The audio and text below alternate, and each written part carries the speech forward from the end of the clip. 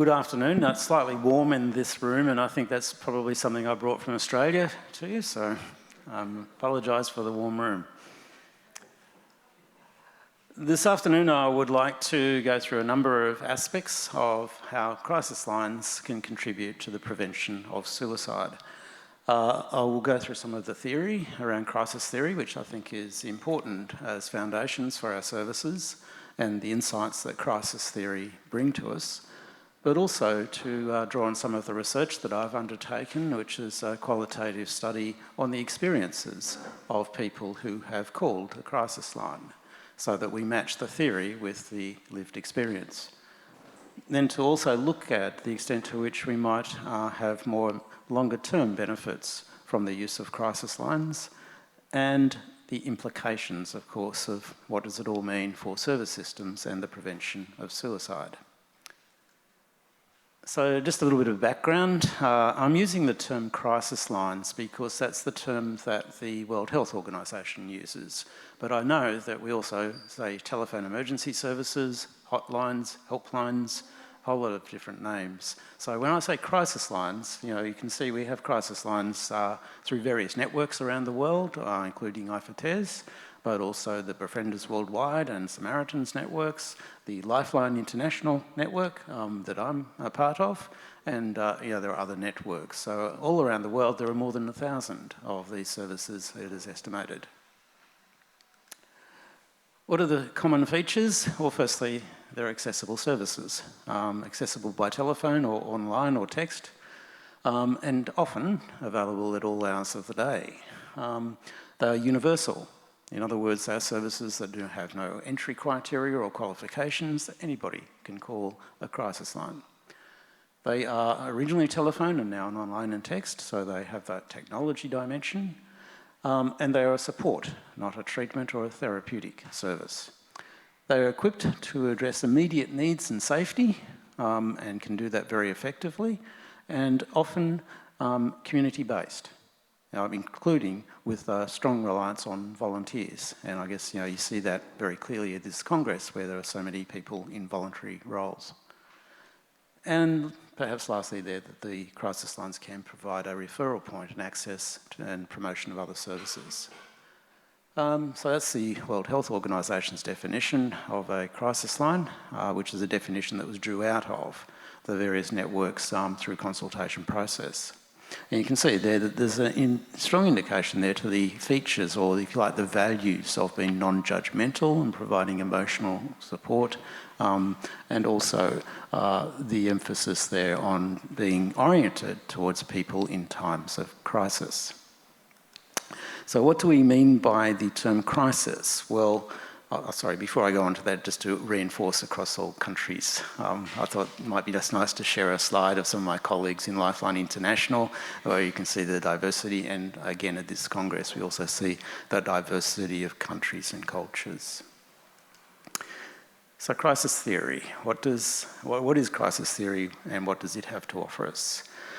Crisis theory goes back to the early 1960s, around the time that I was born. And a particularly important study was this one relating to the aftermath of the Coconut Grove Club fire in Boston, where it was noticed that some people had extreme difficulty and psychological and mental health difficulties on the aftermath of that fire, having lost people in the fire or possibly been caught in the fire and escaped.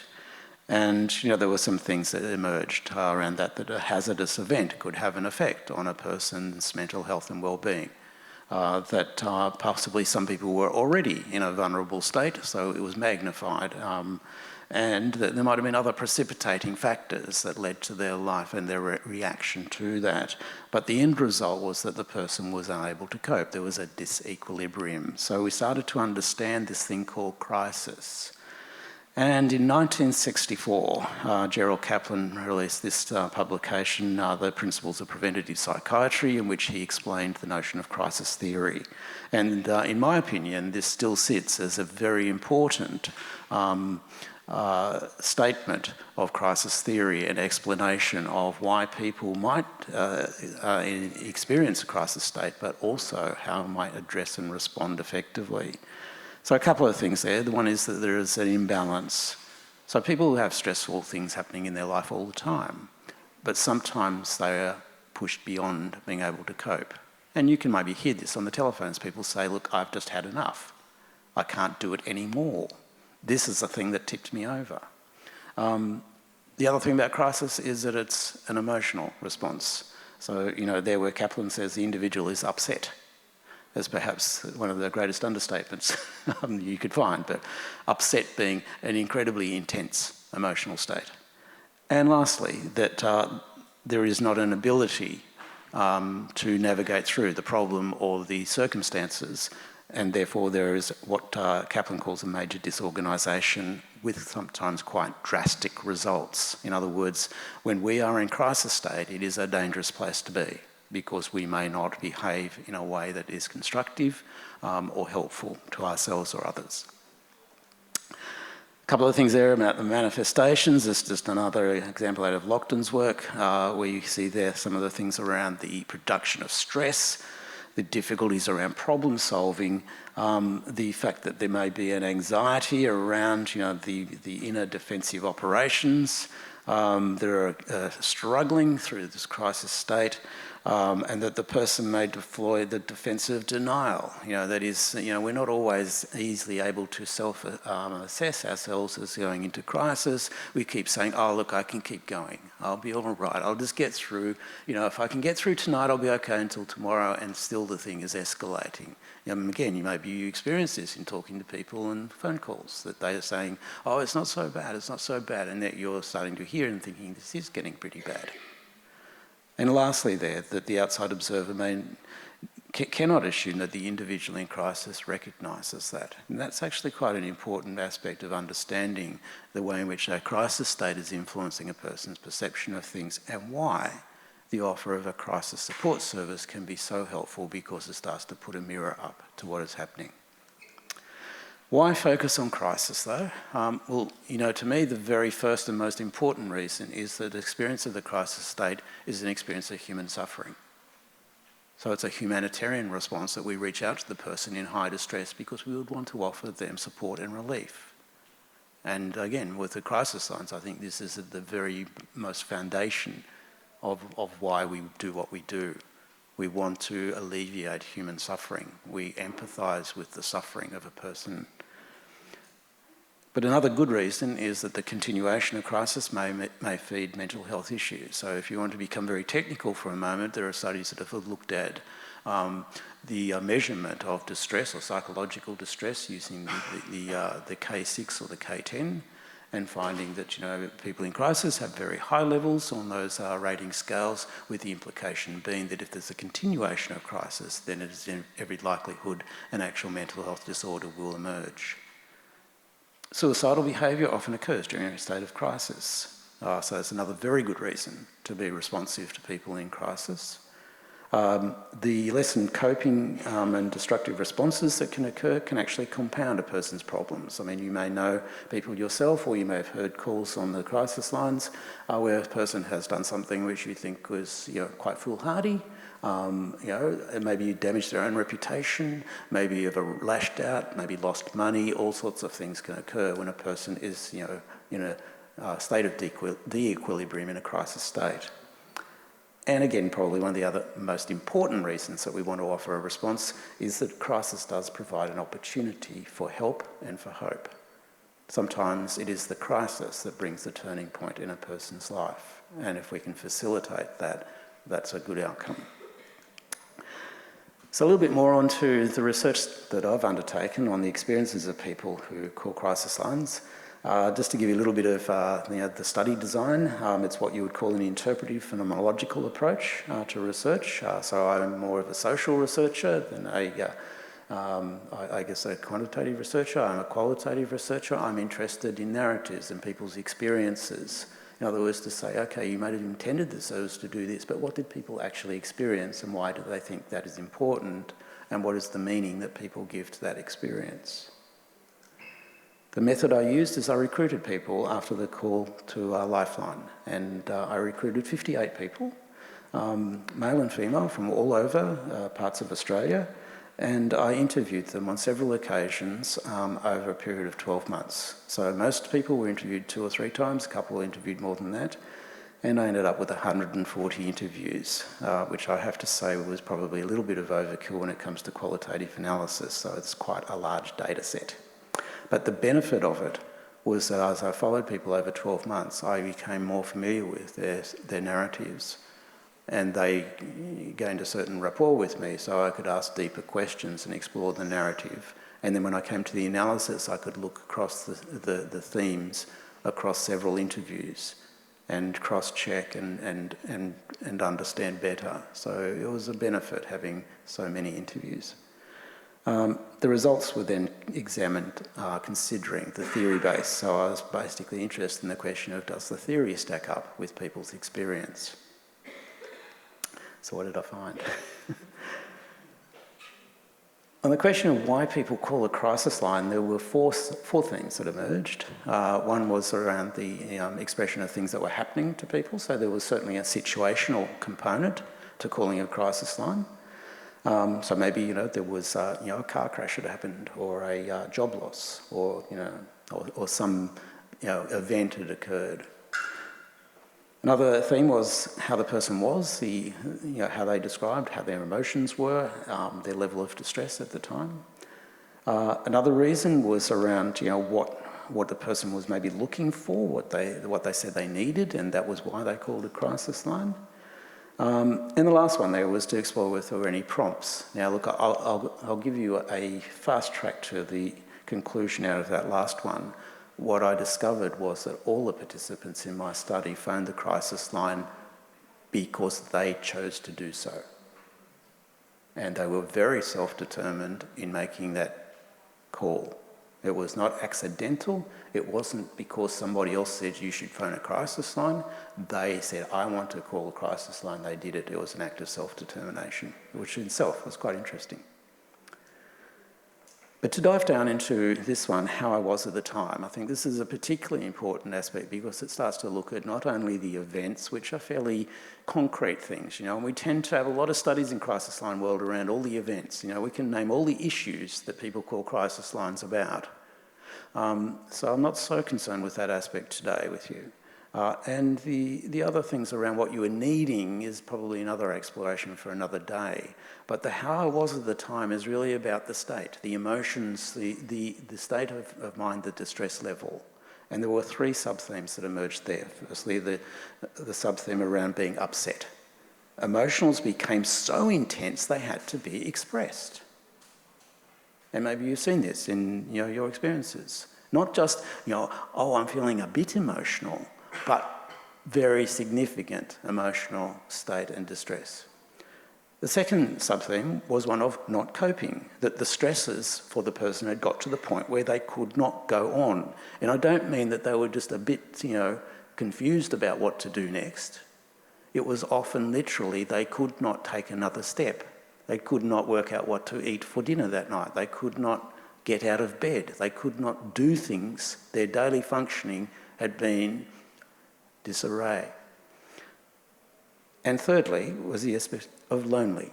That is, people had such a deep sense of being lonely or alone, and there was a deep despair associated with that. Now that was perhaps an unusual thing for me. I hadn't expected that to come through so strongly, but it was a strong sub-theme in the reasons that people said how I was at the time. Okay. So to illustrate a couple of, quotations. What prompted the call was I was upset with myself. I don't know what to do. My emotions I'm just so overwhelmed with it all. I feel stressed and upset and my emotions can get the better of me. The not coping sub-theme was in high stress situations I find hard to cope with. Certainly those periods of desperation where I just have such distress, I am unable to use the self-settling and reassuring skills. And often it's when I feel that it's troubling me so much, it's interfering with what I'm doing and I can't go forward. And the loneliness, I felt very isolated and distressed. I had to reach out to someone. Having depression is a very isolating experience. And my main problem in life is that I'm unable to cope with society because I don't know how to socialise with people. So let's match that up against the theory. And Richard Lazarus is another researcher and writer that I think has a lot to offer our field of work. And in his publication, Stress and Emotion, in the late 90s, this quote: "We should view stress, emotion and coping as existing in a three-hole relationship. The three concepts, stress, emotion and coping, belong together as a conceptual unit." So can you see that out of the experiences of those in my research study who had called the crisis line, those three elements, some of it was the stress that they were experiencing, not knowing which way to turn. Some of it was the emotional state that they had, and some of it was the coping difficulties they had, including, I would say, the expression of profound loneliness or being alone as a reflection of not able to cope, not able to get the social support they wanted. So we have a model of service that responds to this. I've chosen here to reproduce one from the 1970s by France, and I know everybody has got their own favourite versions of crisis line models, and there are probably more crisis line models around than just one. But this one I think is kind of interesting because it reinforced in the early days, in the 70s, the idea of the helping person. That the helping person is a good part of the response to a person in crisis because it provides the empathy and warmth and also the provision of a positive experience in the midst of a very chaotic state. But also that the model of service is about a behaviour changer, tapping into the notion that crisis is also an opportunity for things to start to turn around in a different way and to encourage maybe looking at different options, or to start to ground the person in what is the current situation, what could you do next, which in a sense is starting to stimulate the more cognitive parts of the brain cycle to address things that might occur. And if a positive step can be taken, it gives a person confidence maybe to take the next step. But also the referral source, that is to provide the opportunity for a short crisis intervention, but to equip the person with a way in which they might find longer-term solutions. So that's a little model of service, I guess, that we can see. And another one, of course, is the principles of befriending, which I'm sure are familiar to many of you, which are really reinforcing so much of what occurs in the crisis lines around, the importance of listening and the confidential and anonymous offer of safety and security in the call. But I would like to highlight the last one there, that it respects and promotes the caller's self-determination. And just coming back to my earlier comment about that fourth theme, why people call a crisis line, they call it because they choose to. And they know what they're looking for, and the process should be something that supports an act of self-determination. So now the big question is, having explained all the reasons why we might respond to a person in crisis and how we can do it, the question is, would that prevent suicide? And I know this is one of the big questions that has often been raised in relation to the crisis lines, by governments, policymakers, people working in other parts of suicide prevention, and of course by ourselves. We scratch our head and say, I wonder if we've actually prevented any suicides. Well, firstly, the question to say is, does anybody call a crisis line in a suicidal state? And there is some research to suggest this, including this study by Brian Mashara back in 2007. We quantified around 1/3 of the calls monitored in his study were by people classified in suicidal crisis, including just over 2% of those who had actually already attempted to end their life. A similar study done in Australia found almost exactly the same proportion. The study in Australia found 29% of the callers were in what could be classified as suicidal crisis, and studies I've seen in other parts of the world suggest also at least around 1/3 of the callers might be in suicidal crisis according to these terms of classification. So if the question is, are the crisis lines receiving calls from suicidal people? I would say the answer is yes. Another aspect is, do we see evidence of the suicidal mind? And I wanted to refer here to Ed Schneidman, who I imagine many of you have come across, who is often referred to because he looked into the way in which people experience a suicidal crisis and described it as an experience of psychache, of hurt, anguish or ache that holds the mind, a pain excessively felt.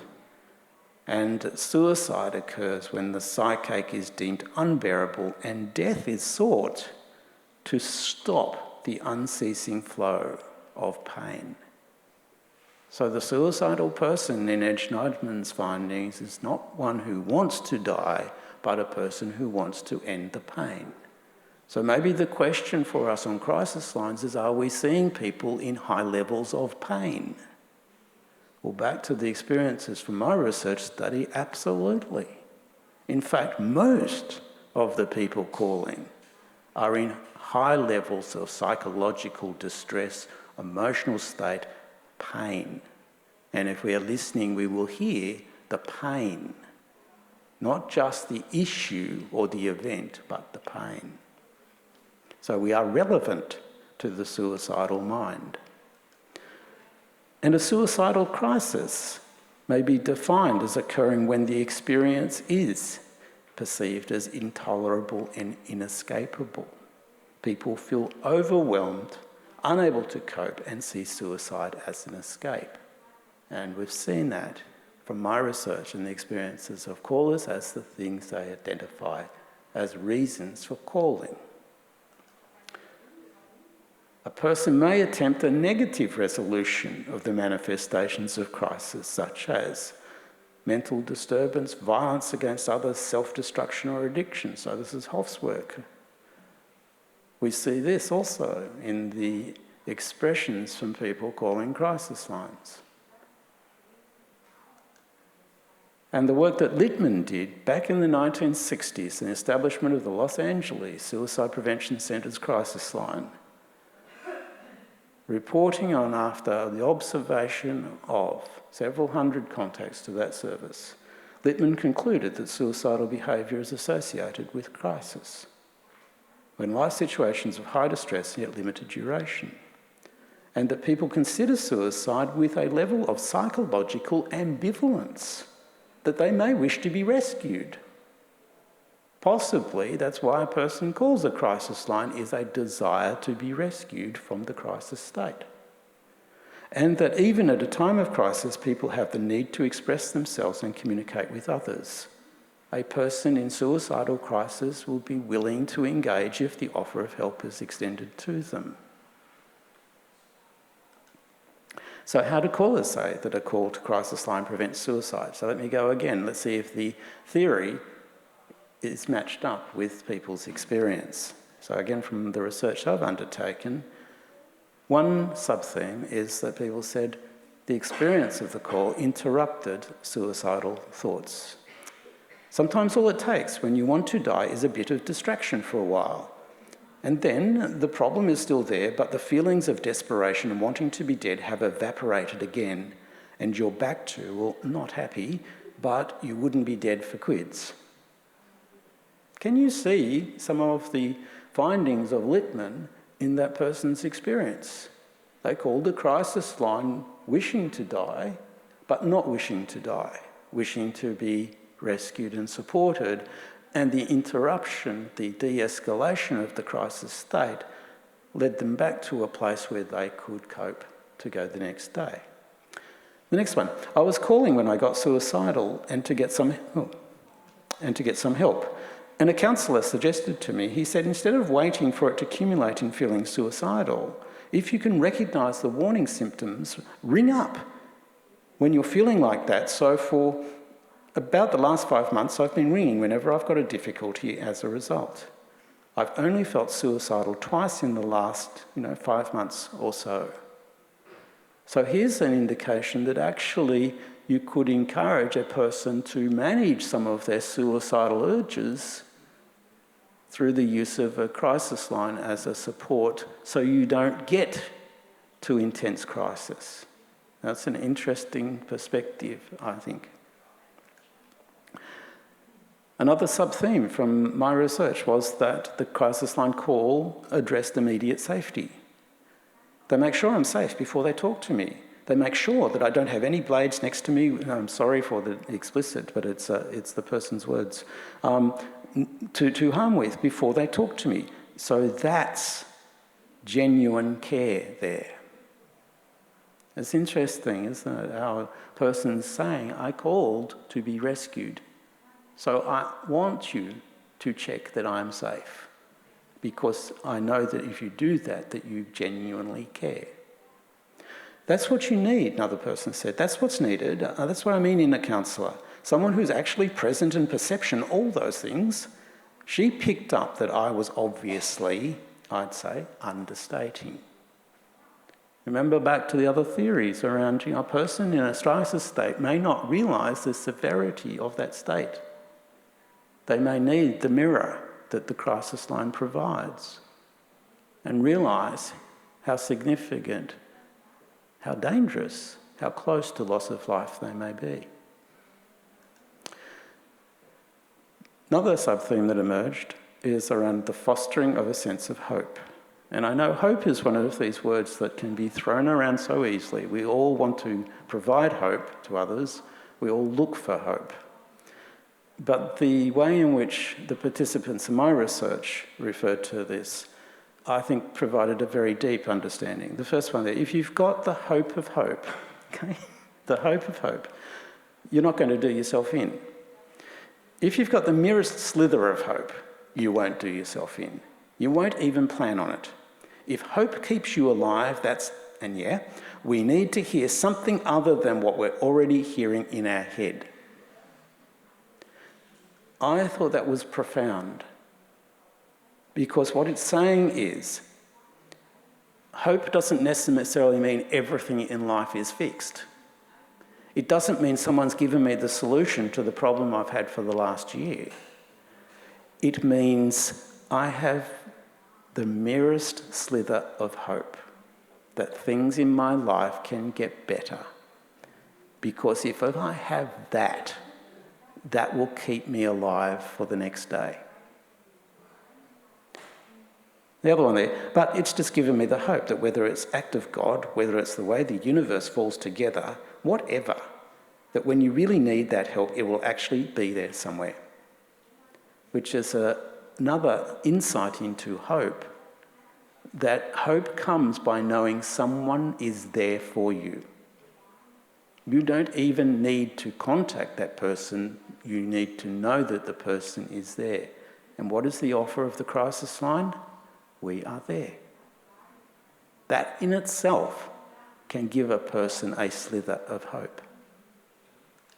I want to move on to talk a little bit about crisis prevention. We've talked a lot about crisis intervention. But to me, there is a dimension to the crisis line that is more long-term prevention, around coping, empowerment and progression. Interestingly, Kaplan came to a similar conclusion in crisis theory in 1989, where he added two elements to his theory. One was around competence development for individuals to withstand the harmful effects of stressful and difficult circumstances. And I heard in the lecture this morning on resilience, quite a lot of reference to this notion of competency that can be built in a person if you show them how they can plan for and adjust to stressful events in their lives. The second one was social support as a protective measure. Also mentioned a lot, I have to say, in the resilience lecture this morning. Social support is one of the things the crisis line provides because it's a personal interaction.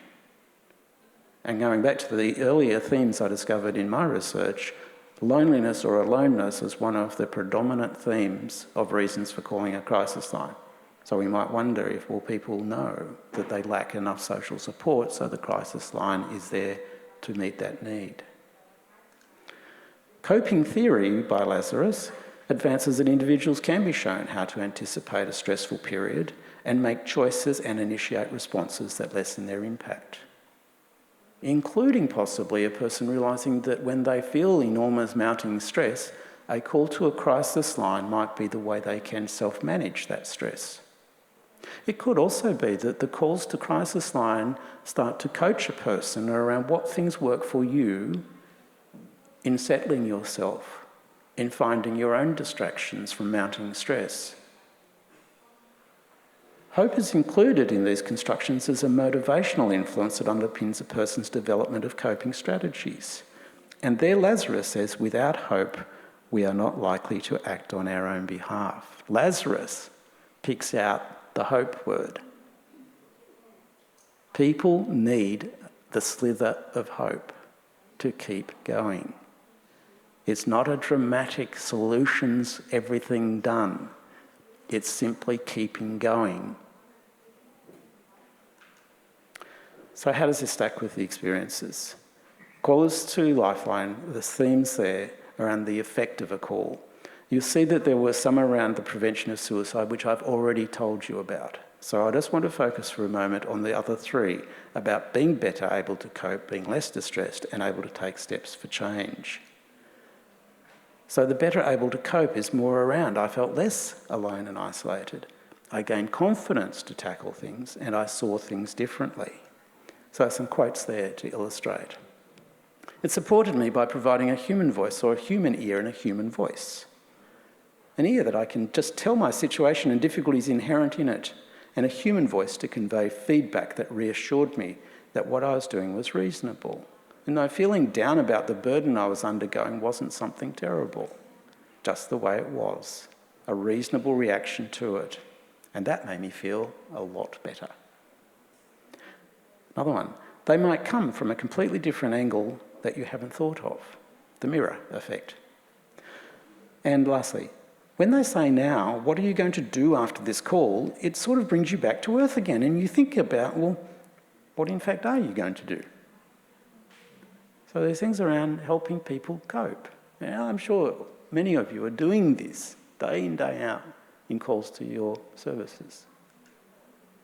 The less distressed sub-theme is more about being calmer or feeling relief. I love this comment from one participant. I felt relieved that I've dumped some of the yuck. Says it all, doesn't it? Something that was eating into me, yuck, negative, toxic. I've expressed, I feel better. Next one, I was calmer. I wouldn't say I was calm, but I was certainly calmer than when I first got on the phone with them. I guess that was the light at the end of the tunnel that I could actually see. It wasn't just this great big black hole I was disappearing into. Can you see how finely tuned it is? It's not as though you have to solve everything in a person's life. It's not as though we're creating a miracle cure. The crisis line is simply providing a very light touch improvement in what is probably already a bad situation and is likely to continue to be a bad situation in the person's life, but they have a little more hope, a little more ability to cope, and a little bit more relief that they can get there. And the last one, look, it's close enough to exhilaration relief. The expression of intense emotions is so unpleasant that if you are able to express. So of course, we have people who come to crisis lines who do a lot of emotional expression. We should expect that and welcome it, because afterwards, the exhilaration of relief. And the last one here around taking steps for change, which really are around whether a person is then maybe able to act on the suggestions made and address an issue or make decisions. So a couple of quotes there. It did give me that push to go and do something about it. So there's a motivational component coming out of this, which has a maybe longer term benefit. I've come up with some really great ideas, whether it's most of them have probably been mine, but talking to someone helps bring that out of me. To me, that is an example of a self-determination outcome from a call to a crisis line. The person has within them some ideas on what could improve their life, but the process of interaction with the crisis line worker, the listener, confirms to them that that might be a good idea, gives them a little more confidence to go further. Okay, so what are the implications out of all of this? What does it all mean? Crisis intervention and crisis prevention are components of suicide prevention. Let me just say that again. Crisis intervention and crisis prevention are components of suicide prevention. Crisis is a discrete, identifiable syndrome, is the word used by the authors of the Boston study I mentioned right at the start. Well, it's a kind of antiquated word, isn't it? Syndrome. But let's say it's a thing. It's a thing. It's an experience that people have. And it can be described and articulated, understood, reduced and prevented. And here's a couple of other things about crisis. Crisis can occur in anyone's life. That's why crisis lines are universal services. There is no human being on this planet who is not vulnerable to a crisis state at some point in their lives, and possibly many times in their lives. So let's not put the crisis people over here in a box as being unusual. Crisis is a human experience. It can develop through a mix of factors, including a person's health and the events or circumstances in their life. And there are some people who are left more vulnerable to crisis, including there is an issue here around social justice and equity, because the world is not equal to all and people don't have an equally even break in life. Crisis state can be described and recognised, and it is associated with suicidal behaviour. And the last one there is that crisis services can be developed and provided. So just to recap on crisis intervention, here are the ways in which we can achieve. This is another little model, if you like. We want to attract people to services. We want to interrupt the crisis. We want to enable relief from distress and pain, to provide social support and connection, to prompt cognitive processes and problem solving, and to encourage and motivate the coping capabilities. Those are the things we're offering, and they work. Not only from the theory base, but from the experience of people calling the service.